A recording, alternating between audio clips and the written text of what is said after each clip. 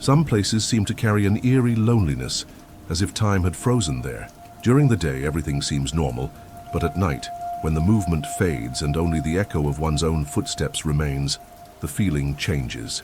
It was in such a place that I started working, thinking it would just be another peaceful shift. However, over time, I began to realize that there was something there, something that didn't make sense, something that no one could explain.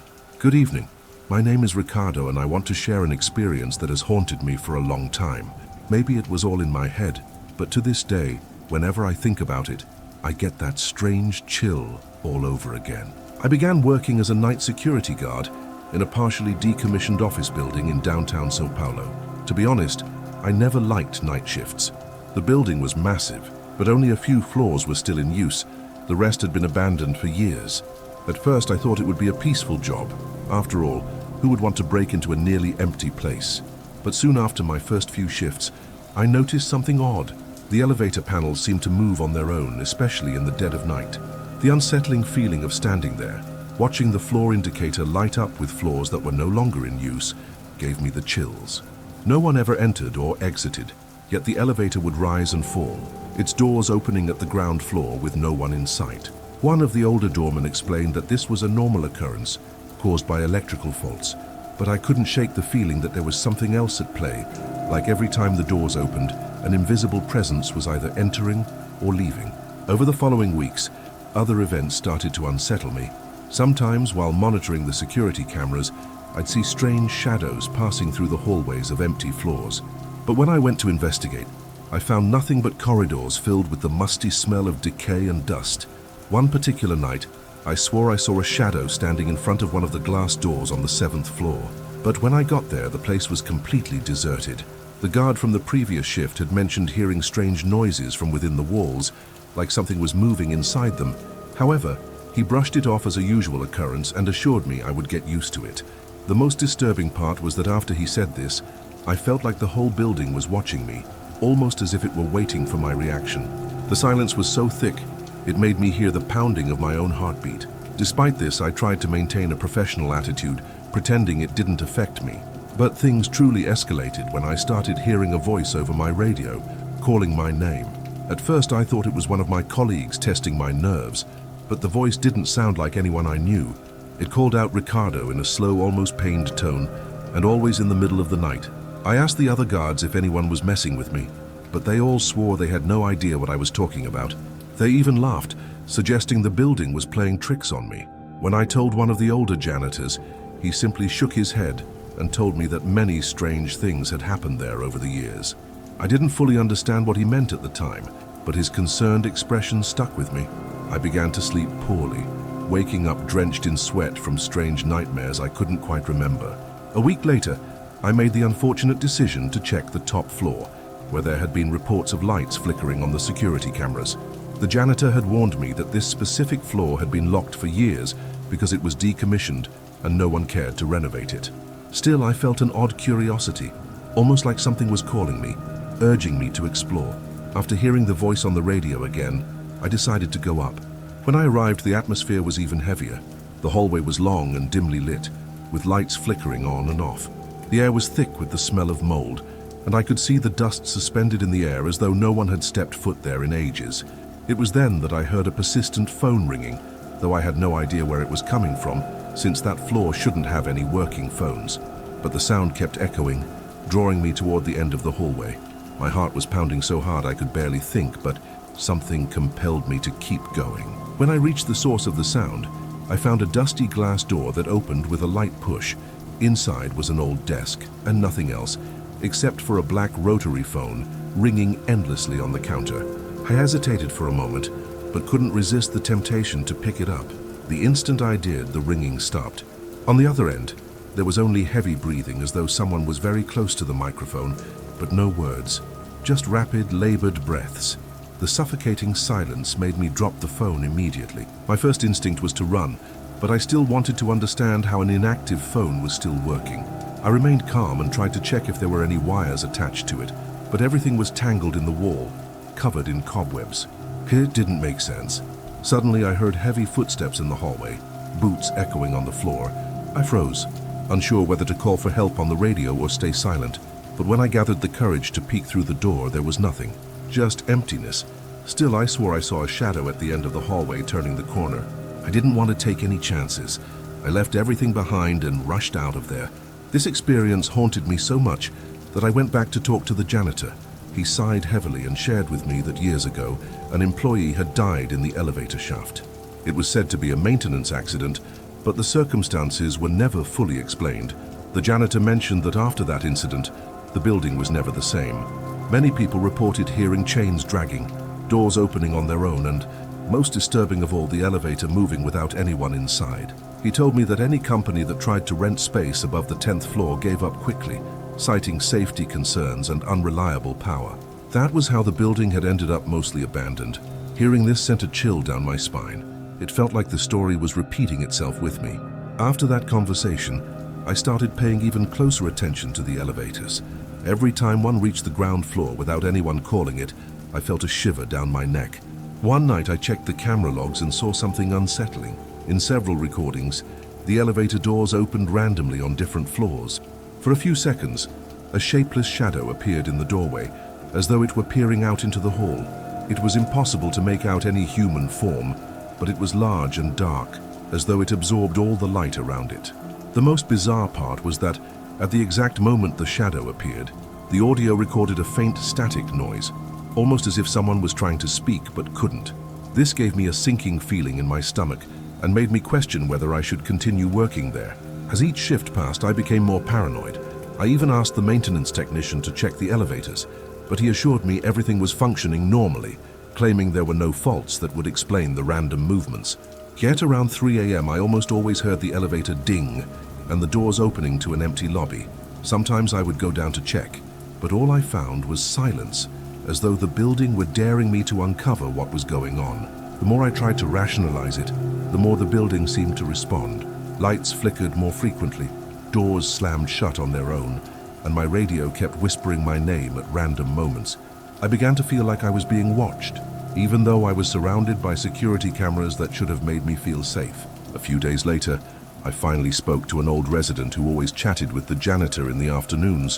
When I asked him about the building's history, he recounted the story of the employee who had fallen into the elevator shaft, but he added darker details. According to him, it wasn't just an accident. It was the result of negligence and internal disputes.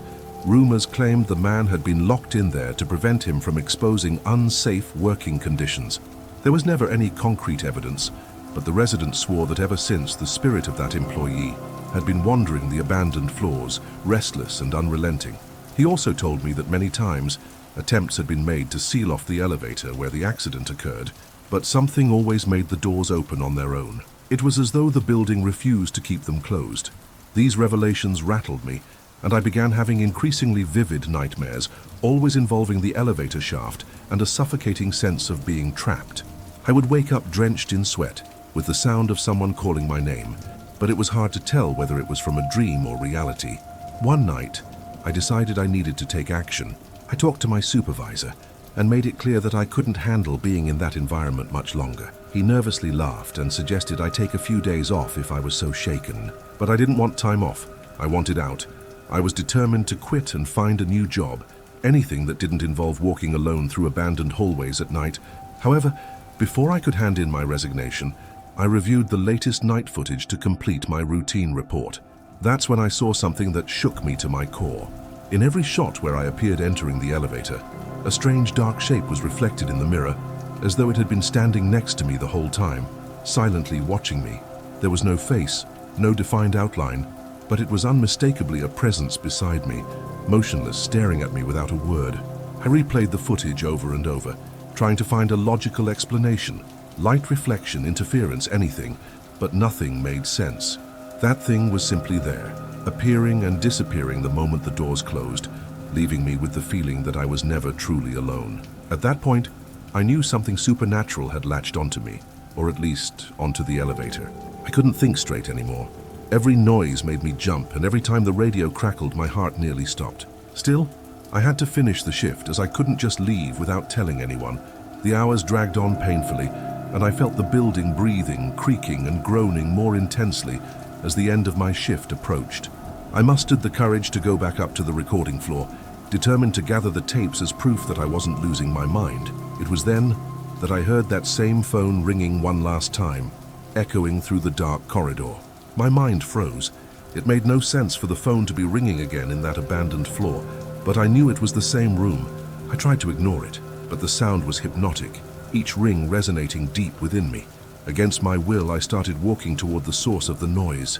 At the end of the corridor, the door was ajar, and a faint light spilled out. I entered with my heart in my throat and once again found the phone on the desk. This time I didn't wait for it to ring twice. I yanked the cord out of the wall, determined to end the madness. To my horror, the phone kept ringing, despite not being connected to anything. I dropped the phone and ran out of the room, nearly tripping over the old furniture. By the time I reached the ground floor, I was shaking so badly I could hardly hold my keys.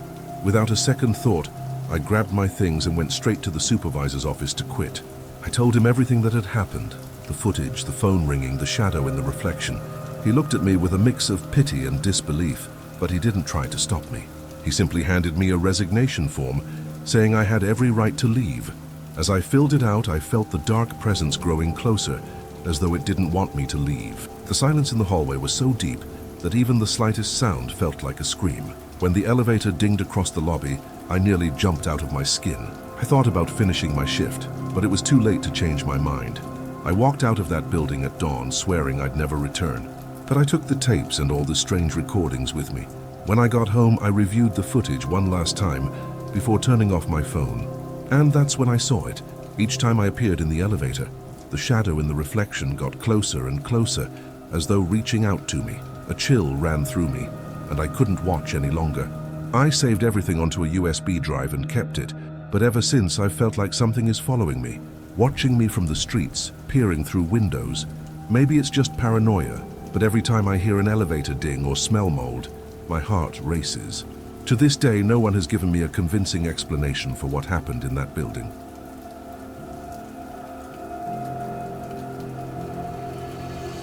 My name is Isabella Vargas, and this is the story of how our move to a new home turned into the biggest mistake of our lives. My mother, Estella, had always dreamed of a spacious home, a place where my brother, Kaula Samuel, and I could have plenty of space, far from the hustle and bustle of the city. So when she found an old house on the outskirts of Arequipa, in a neighborhood already worn down by time, she didn't hesitate to convince us that it would be the perfect new beginning. The house had a peculiar grandeur, with freshly restored walls and large windows opening up to views of the mountains. Surrounded by shrubs and connected to the rest of the city by a dirt road, it exuded the kind of peace my mother had always longed for. But ever since we arrived, something felt off. On our first night, while we were still unpacking boxes, I heard a strange sound coming from the roof. Someone or something was walking on the tiles. My father, Hector, grabbed a flashlight and went to check. He returned with no answers, brushing it off, saying it was probably just cats. I wanted to believe him, but I couldn't ignore the slight tremor in his hand as he lowered the flashlight.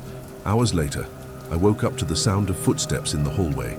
My room was at the end of the hall, and the footsteps stopped right in front of my door. I held my breath, waiting for my mother or father to say something, but the silence was deafening. As the days passed, the feeling of unease grew stronger.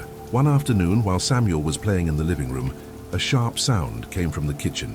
When we went in, we found a shattered glass on the floor. There was no one around. "It must have been the wind," my mother murmured, even though the window was shut. But the strangest events involved the house's objects. A family photo in a frame that I had carefully placed on the shelf had somehow ended up face down on the floor by morning. Just a coincidence, my father insisted, though his expression betrayed his attempt to seem calm. Things got worse one night when the temperature suddenly dropped. I woke up shivering, seeing my own breath misting in the air, as if we were in the middle of a harsh winter. I went to the kitchen to get a glass of water and found Samuel standing by the living room window, motionless. "What are you doing awake?" I asked. He didn't answer. His eyes were fixed on the darkness outside. "There's someone out there," he whispered, pointing into the yard. But all I could see were shadows moving with the wind. I led him back to bed, but I couldn't sleep for the rest of the night. Soon after, the voices began. It sounded like someone whispering near my ear with a low and irregular tone. At first, I thought it was just my imagination, but one night during dinner, we all heard a woman's voice clearly echo through the house. The sound lingered in the air, sending chills down our spines. My mother dropped the knife from her hand, the metal clattering against the floor while my father jumped to his feet, searching the room for anything that could have made that noise. But as you might expect, there was nothing on. No television, no radio, just that strange murmur vibrating through the walls as though the house was breathing with us. Trying to relieve the tension, my father turned up the music, hoping to fill the house with familiar sounds, but it didn't work. The air felt dense, heavy, as though something invisible was watching us closely. Things grew even more bizarre the day I found an old doll hidden in a storage room. It was covered in dust with faded blue eyes and a torn dress. As soon as I touched it, a shiver ran down my spine. "Where did this come from?" I asked, feeling a knot in my stomach. My mother frowned, just as surprised as I was. "Leave it there," she said, and I left it in the attic. But that night I dreamt about the doll. In the dream, it was sitting at the edge of my bed, those empty eyes staring at me. I woke up with the firm conviction that someone had been in my room, and that's when I started to realize we were not alone in that house. By the second week, the dreams became more frequent. At first, they were just disconnected flashes. A little girl running through a dark hallway, shouting words I couldn't understand. But over time, the images grew clearer, almost like memories of someone else. The girl appeared to be around 6, with black hair falling over her shoulders and a dirty white dress. In the last dream, she stood in front of my bedroom door, her arms outstretched, her wide eyes filled with desperation. When I tried to ask who she was, she pressed her fingers to her lips, as though asking for silence, and whispered something I couldn't make out. That's when I woke up, gasping for air, my body covered in cold sweat. The changes in me didn't go unnoticed. My mother, always practical, attributed my dark circles to too much time on my phone. But how could I explain that it wasn't the phone keeping me up? It was the house that wouldn't let me sleep. One afternoon, while trying to focus on my homework, I heard a soft noise. At first, I thought it was the wind against the window, but when I went closer, I clearly saw small handprints on the glass, as though someone had pressed their hands against it from the outside. My blood ran cold. My room was on the second floor. There was no way anyone could have left those prints there. That's when I decided to start documenting what was happening. I began recording videos on my phone. The first night, I left the camera on while I slept. I reviewed the footage the next morning. For hours, nothing happened, but at 3:15 a.m., the closet door opened slowly, without any draft or anyone being there. I tried to show the video to my parents. My mother wouldn't even look at it.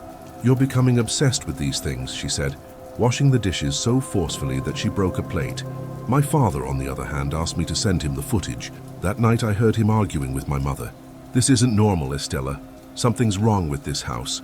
The only problem here is that you're letting your daughter's paranoia influence you," she retorted. I thought about intervening, but I knew it wouldn't matter. In the end, the tension in the house only grew as the inexplicable events became more frequent. My younger brother Samuel refused to sleep alone after one night when he claimed to have seen a girl walking down the hallway. His description matched exactly the girl who haunted my dreams. The breaking point came one night when I left the camera running in the living room. When I reviewed the footage, I felt a chill run down my spine. A dark shadow moved across the room, its edges undefined, but it moved with purpose, as though searching for something. When my mother found the video on the dining table, she scolded me for wasting time on such things, but soon she sat down to watch it. For the first time, I saw fear in her eyes. "Don't tell your brother or father," she whispered almost breathlessly. But we couldn't keep what was happening hidden much longer. That very night, the lights began to flicker, and an unbearable foul smell filled the kitchen, something rotten and sour, hard to describe.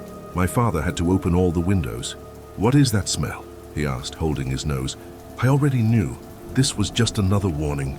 The next morning, I decided I wouldn't sit back and wait for things to get worse. If no one else was going to face it, then I would. I spent hours researching the house and the area around it. What I found left me speechless. Years ago, a girl had gone missing from there. It was said that a neighbor had kidnapped her, and her body was never found even after nights of searching. My mother, once so skeptical, began to show signs of exhaustion and doubt.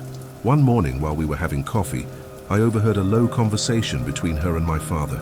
"We can't go on like this," she murmured, running her hands over her face. I don't know what to do anymore." My father sighed, not responding immediately. His eyes were hollow, his face weighed down by the burden of what was finally dawning on him. That afternoon, while I was sweeping the entrance, an elderly neighbor approached and stopped beside me. "You need help," she said bluntly. I hesitated. "What do you mean?" She made the sign of the cross. gazing at the house as though she saw something beyond its walls. Donna Carmela knows these things. If anyone can help, it's her. And so, exhausted after countless sleepless nights, my mother made her decision. It was impossible to ignore the connection. The girl in my dreams and the one that haunted the house were the same. But why was she manifesting now? Why us? The questions piled up in my mind without any answers. The only certainty was that the house held deep secrets, and with every passing day it was pulling us deeper into them. When Carmela arrived, the first thing that caught my attention were her small gray eyes, as if she could see beyond what was visible. She wore a black shawl embroidered with golden threads and carried a small bag from which sprigs of rue protruded. As soon as she crossed the threshold, she stopped abruptly. Her face hardened. "This house is burdened, very burdened," she murmured, closing her eyes and reciting something in Quechua. Then she turned to my mother and said in a firm tone, "You shouldn't be here." My father, ever the skeptic, let out a short, nervous laugh. "What does that mean?" he asked, crossing his arms. Carmela didn't answer immediately. She walked slowly through the room, pausing in the corners as though sensing something in the air. Then suddenly she stopped and stared at me. "You've seen the girl, haven't you?" My heart raced. "How do you know?" I asked, trying to keep the tremor out of my voice. She pointed to the empty space near the window. "She's here." Suddenly the temperature in the room dropped. The cold wasn't just from the Andean night. It was a chill that reached beyond the skin into the bones, something deep and unsettling. Carmela gathered us around the dining table and with a firm voice began to share what she knew. This house carries a dark history. Many years ago, a family lived here. The girl who went missing, her disappearance was never resolved. She was murdered by her own father, driven by rage. Her body was buried here, but it was never found. Some believe he disposed of the remains in another way, perhaps scattered her ashes. Fire and pain marked this place. My mother gasped, covering her mouth in shock, but Carmela continued. "The girl's suffering was so intense it opened a portal. This pain attracted entities that do not belong in our world. The energy here works like a magnet for dark entities." "What kind of entities?" My father's disbelief was starting to falter. Carmela fixed her gaze on him. "Restless souls. Shadows that feed on fear, rage, and the very essence of life itself. It's not just the girl who's here. There is something else.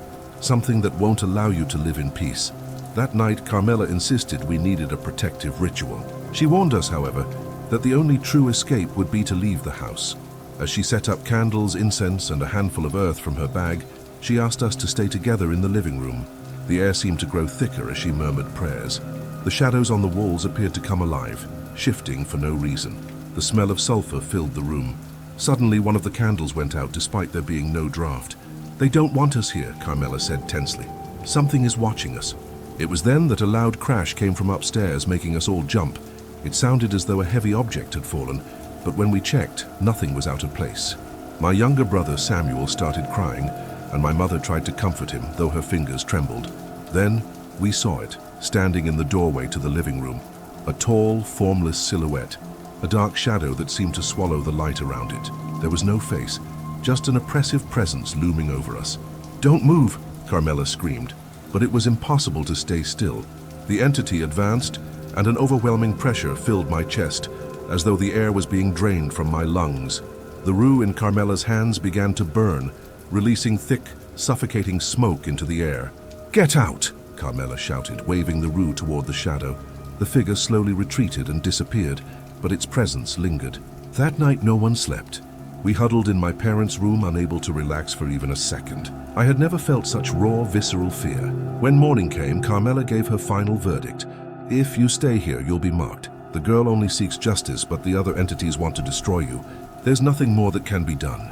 My parents exchanged a silent look, still unable to fully accept the reality of what was happening. But I knew. I knew because I had already felt it in my bones. The house didn't just want to scare us, it wanted to consume us. If we didn't leave soon, it would get what it wanted. And that's exactly what happened. And those were today's stories.